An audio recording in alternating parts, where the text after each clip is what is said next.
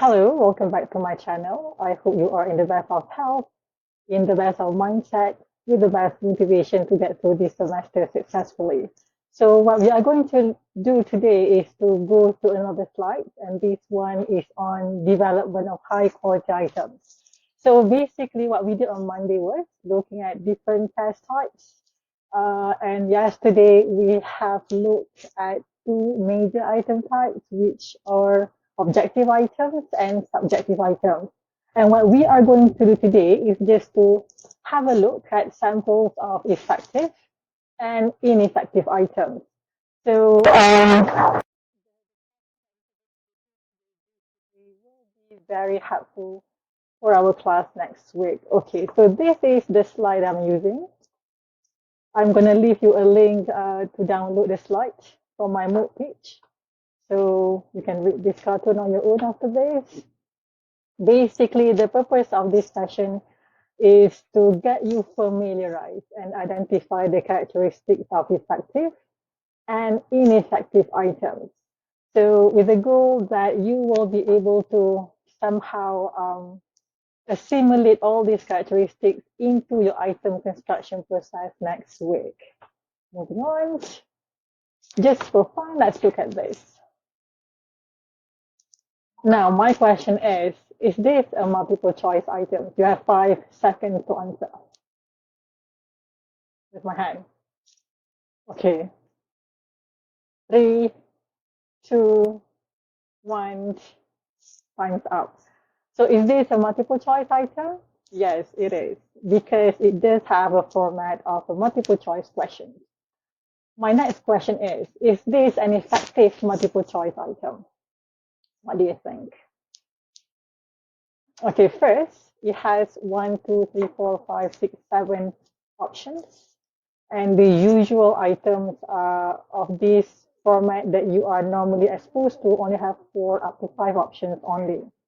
So, or 7 options, okay? What do you think? All right, 7 options are definitely too long. And if you were to look at the content that this particular question assesses, it may not be suitable for a multiple choice question. So the best way to assess this particular knowledge is by asking fill in the blank. So bottom line, having a content to assess is not enough. You must know the right format and the right item to match with the right content. And then you will have a very effective item. So first, before we move on further, let's look at the format or the structure of a multiple choice item.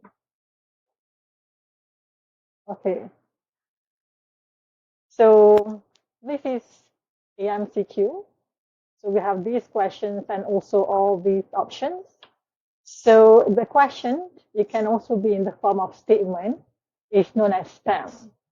It is very important for you to know this because after this, when we go to item constructions, I'll just be mentioning STEM and options, and you must be able to know what they are already. So the question is called STEM, and then we have choices of answers. Now these are called options. And if you have 4 choices, then we have 4 options. If we have 5 choices, then we have 5 options. Now, according to studies, the most number of options that a question should have is up to 5. 4 is the usual because thinking of coming with options or nerve-wracking when you develop your own multiple choice. So you usually have 4, but 5 is still okay. But do not go more than 5. It starts to get weird and ineffective. All right, so say for example, we have 4 options here and say D is the correct answer. So the correct answer for a multiple choice is known as key. And that is why for your test, you have your answer key because key is the right answer. And all those wrong options are known as distractors. Now, this is kind of interesting. The reason why they are called distractors because they are supposed to distract test takers from getting to the right answer.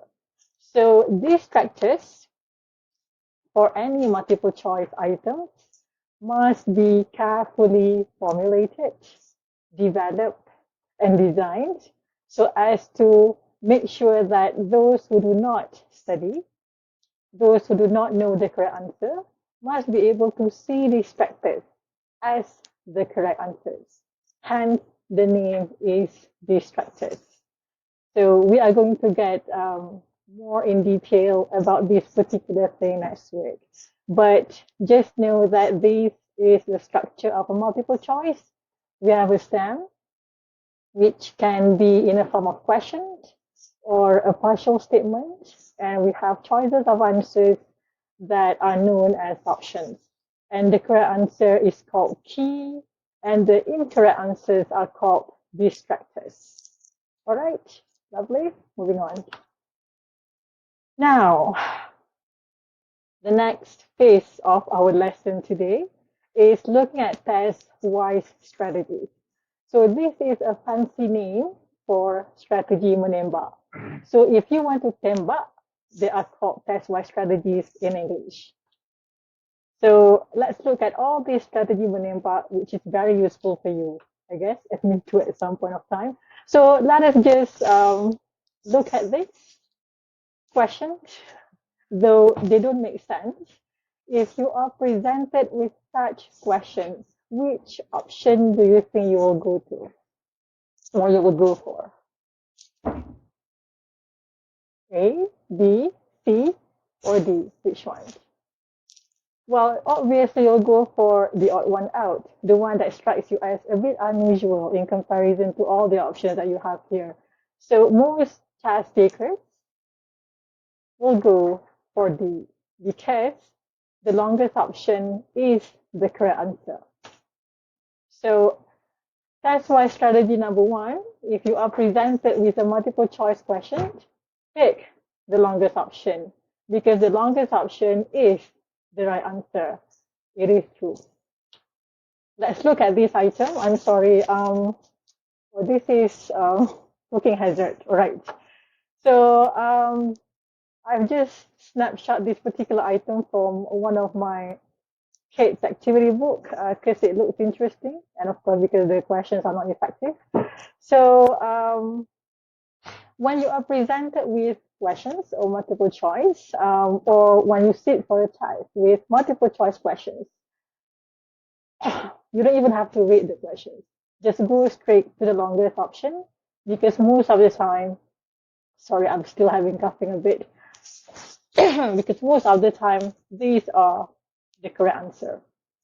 So in this respect, D is the correct answer.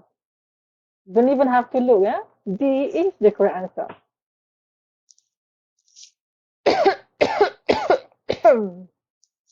And A is the correct answer.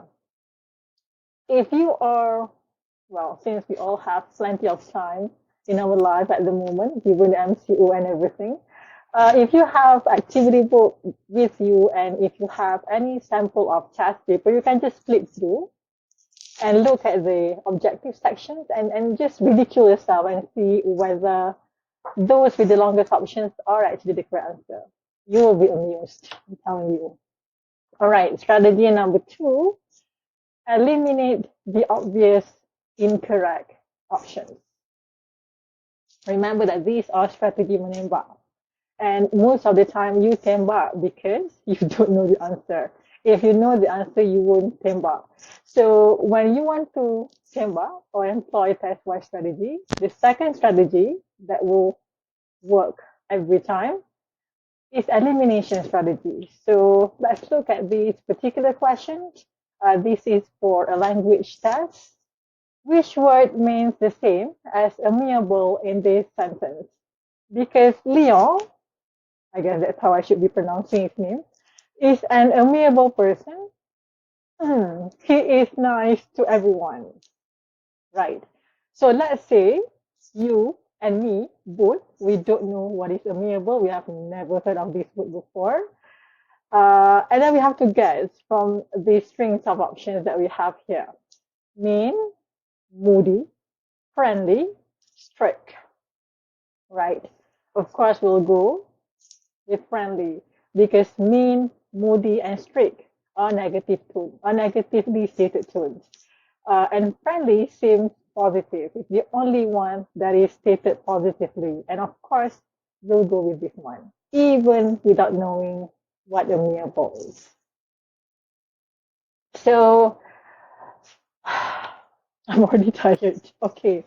Number three, pick the scientific sounding option. I'm sure you have had experience looking at these kind of items. Then just go with the one that sounds the most technical. Number four, pick a word similar to the stem. You have four options. Suddenly, one of the options has a word that is the same with the stem. So, of course, that's the answer. It is the answer. Number five, pick a word you remember similar to the topic. Okay. Number six is very interesting. Pick all of the above. Oh, I don't have an example for that. Let me just check. This is embarrassing. Okay, let me just browse through because I'm sure I have an example. No, I don't. Okay, I do. It's here. All right. So, if you sit for a multiple choice test and suddenly this particular question has D, all of the above, you don't even have to read the question. Just take D as your correct answer. Because according to studies, and also from my own experience going through so many test papers and whatnot, analyzing and everything, when teachers and when teachers and educators develop questions, the moment when they put all of the above as one of the options, it is because that is the answer. If there is no all of the above, that's because that's not the answer, obviously. But when they put all of the above, it's because they did consider that to be the answer. So later, I'm going to demonstrate to you why having all of the above is not appropriate or effective from the item writing perspective. But in the test-wise strategy, if you sit for a test and one of the questions or five of the questions have these option, all of the above, just go for it. Pick it. That's the correct one. All right, so let's move back. Sorry for this, whatever embarrassing thing.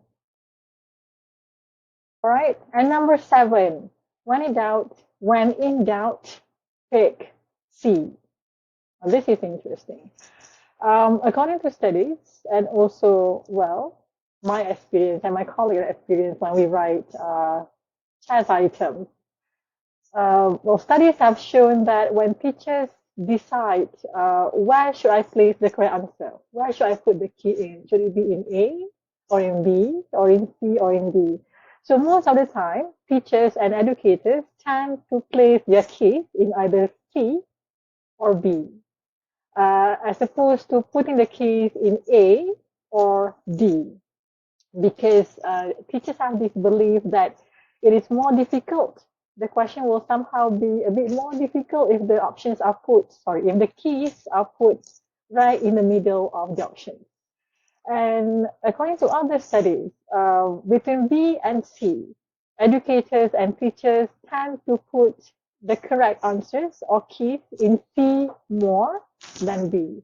So when you cannot apply all of the above strategies, with nothing seems to work. So use this one. Go for C. This is your answer. Okay? So we basically have looked at best-wise strategies. I hope that these strategies will be helpful to you in the future when you sit for any objective test questions. However, the reason why we are looking at these strategies, not because we want to improve your skills in menembak, but as teachers, you need to know the menembak strategy, because by knowing this, you can come up with items which can prevent your students from employing the same strategy. All right. So moving on to the next phase of this lesson, which is writing effective items. So what makes effective items effective and what should we do with ineffective items? So let's have a look. So there is this question whether item writing is a science or is an art. Basically, it's a combination of both. It is you do have to have scientific knowledge, the knowledge in item writing, and you want to make your item interesting, striking, memorable to your task takers. So basically, item writing. So when we say item writing, we are referring to the process of creating item. And in item writing, you, the teachers, are item writers. The process is both a combination of science. Any other thing in your life, the best way to tackle item development is by having a team to do this together. And it's always something that you have to be consciously doing, but something that is continuously in nature as well. Right, so these are somehow guides to effective item writing. Please remember that the most important thing is that your items have to be clear. They must be clearly stated, they are not ambiguous, and they must be able to be understood by the task takers. Hence, tricks is something that is not allowed. It is a big no, no. Also remember that you must try to make your task interesting. Task taking is nerve-wracking. It's something that nobody likes. So when candidates actually sit for your test or your examination, you want to make them engage to your questions. Hence, it's important to make your materials interesting and put in interesting materials. So we're going to look at this one by one. Number one, make your items interesting. So as I said, always when you see something interesting, when you browse through newspapers or online articles, keep them. They might be useful for your item writing. Have you seen square melons? And I mean, like, we have a lot of viral news going on these days. So some viral news are worth keeping as stimulus for your item. But when you look for viral news, be sure that these are positive news, something that could motivate your students, not something that is biased or prejudiced or negative. Number two, don't dwell on trivial points. So when you develop your items, it's very important to measure worthwhile knowledge, to measure important content knowledge, and also to measure something that is relevant. So let's look at this particular item. This is an actual item which I've taken out from one of the SPM trial in one of the states in Malaysia. Now, this is actually a question for Bahasa English. Okay, it's an English exam trial. So the test takers were given this particular stimulus, sort of like pie chart with percentages and also age groups. And the question is, which two age groups show the same percentage? Very obvious that the answer is here and here. It's kind of funny that they are not in the same sizes, though they represent both similar value, but still. So the answer is 13, 17, and 35, 44. So B is the correct answer. What is wrong with this question then? Obviously, the answer is here. It looks quite interesting. At least it has chart. It's not that boring. So, but what is wrong with it? What exactly is the knowledge that this particular question assesses? It's very important. And I think the only reason why you can't answer this, or the only reason students will get this question wrongly, if they are blind. Okay? So with normal people, they'll be able to answer this very, very quickly. In fact, I'm not so sure what language or linguistic ability this particular question assesses. So, I mean, like, if you teach for 3 months, for example, and then you have one test, and you can't afford to ask every single thing that you teach in that test, and you have to be selective. Whatever content that makes into the test is something that should be worthwhile, something that represents important knowledge that you teach. And do not ever ask trivial questions. This is a common item format for science and mathematics when students are given one question and they have to calculate or get to the right answer. And based on the answer that they have gotten from the first question, they have to use that particular answer or value to answer the second question. Now, this is called item dependency, when the answer for this is very much dependent on the answer from the first question. Now, these sorts of items, I know they are famous, they are popular. These are not effective items because, well, if students get the first question wrongly, they will definitely get the second question wrong as well. And you sort of like penalizing your students when actually when you have two items here, each item is looking at different skills. Hence, if they get this question wrong, they may be able to answer this in real life, but somehow because they got this wrong, automatically this is also wrong. So in a way, it is not effective. This is pretty easy. Avoid using confusing language. Remember the items have got to be clear and they should not appear tricky. Hence, if you have to use more than one name for your item, make sure that these names sound very different from one another so that you will not confuse your students. So Peter, Petra, Mary, Mark, Democratic, Progressive, People's Democratic, Progressive, Socialist Party, these are all very mouthful. Even saying this make me tired. Best butter and better margarine. Tongue twister, huh? Using confusing language. So this is an actual item taken by students in primary school from one of the schools in Melbourne, Australia. So I got this question from my ex-lecturer. So square slate slabs 1 meter by 1 meter are paved around a 10 meter by 8 meter rectangular pool. So you see how funny this question sounds. All right, so when the teacher tested this item out, 80% of the students, even those high ability students, were confused with this item, and most of these students answered 80 meters. So that's the size of the pool that they were giving as an answer. Obviously, the answer was wrong. So as a teacher, one of the methods for identifying whether your items are effective or not is actually by looking at the answers given by your high ability students.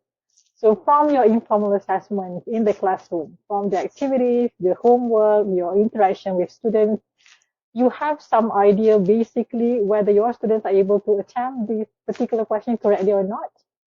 So when your high ability students answered incorrectly for the questions which you think they should be able to answer correctly, that is usually an indicator that there is something wrong with the item. Okay, so when the teachers received this particular the responses from her students, she was surprised to see that some of her high ability students answered this particular item wrongly. So there must be something wrong with this item. So the beauty of items is that you can always improve them. So in this case, the teacher improved the item by adding the word the outside of, and also by putting in a diagram, a picture of the pool, and also by labeling tiles around the pool. So basically, the teacher was indicating that I want you to calculate this area. So when she tested this item out, the improved version, of course, on a different group, we don't use the same item for the same groups for the second time. It will be just weird.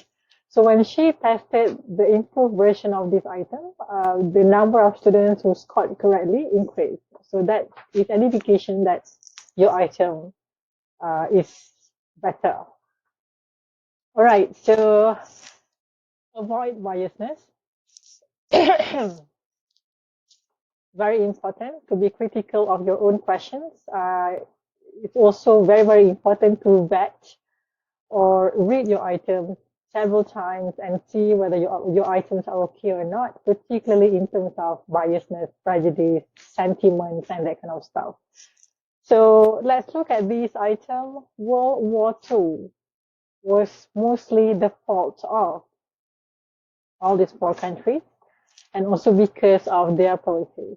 So this particular item is a representation of finger pointing, which is not a good thing. So please avoid using these kind of items. And also the word mostly the fault of is also not a very good word to use when you are writing an item. Basically, this whole item is not a good representation of effective item and it should be dropped. That's number one, because of biasness. Number two, when you are writing options, okay, make sure that each option only assesses one particular point. In this respect, each option here has two different things. They have the number, the name of the country, as well as the policy involved. So this is like double barrel questions. These are not effective.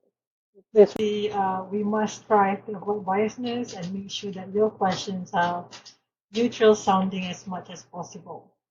Okay, so I'm going to stop the video here. If you have not noticed, we do have 66 pages of slides for this particular slide alone. So I'm going to continue the rest of the slides in the next video. So till then, take care, and I'll see you then. Bye.